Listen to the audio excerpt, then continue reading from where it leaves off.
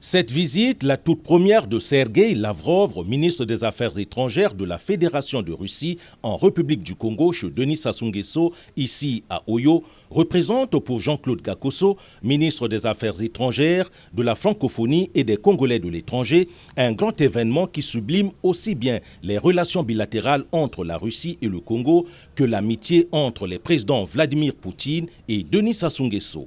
Avec la grande expérience d'homme d'État, le président Sassou a connu comme président Brejnev, il a connu Andropov, il a connu Tchernenko, il a connu Gorbatchev, il a connu Yeltsin hier et Poutine aujourd'hui.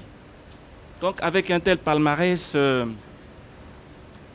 on est forcément regardé comme la mémoire diplomatique, l'une des plus grandes mémoires diplomatiques qui soit. Donc c'est un grand événement que la présence de Sergueï Lavrov, diplomate chevronné que tout le monde connaît. Et puis, ma foi, en Afrique, et nos amis européens le savent, hein, les Européens de l'Est comme ceux de l'Ouest, ils savent qu'en Afrique, on vénère les anciens.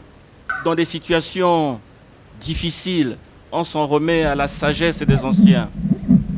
Vous avez remarqué qu'il y a quelques semaines, le gouvernement italien a dépêché ici en République du Congo son ministre des Affaires étrangères. Il y a une décade à peine, le gouvernement américain a dépêché à Brazzaville son envoyé spécial en Libye. Et il y a peut-être 4 jours, 5 jours, le gouvernement chinois a dépêché également Madame Hu Jingwu, envoyé spécial auprès du président Denis Sassou Nguesso. Et aujourd'hui, nous avons le bonheur d'accueillir Sergueï Lavrov qui vient avec de bonnes nouvelles, notamment cet accord qui a été signé en Turquie, parrainé par les Nations Unies et la Turquie, qui devrait relancer la commercialisation du blé ukrainien à travers la mer Noire et en franchissant le détroit du Bosphore. Et puisqu'on parle d'Ukraine, oui, vous savez, la position de notre pays n'a pas varié depuis le début de la crise entre la Russie et l'Ukraine. Cette position est adossée sur celle de l'Union africaine. Quel est le fondement de cette position? Eh bien, nous n'avons pas voulu faire comme jeter de l'huile sur le feu.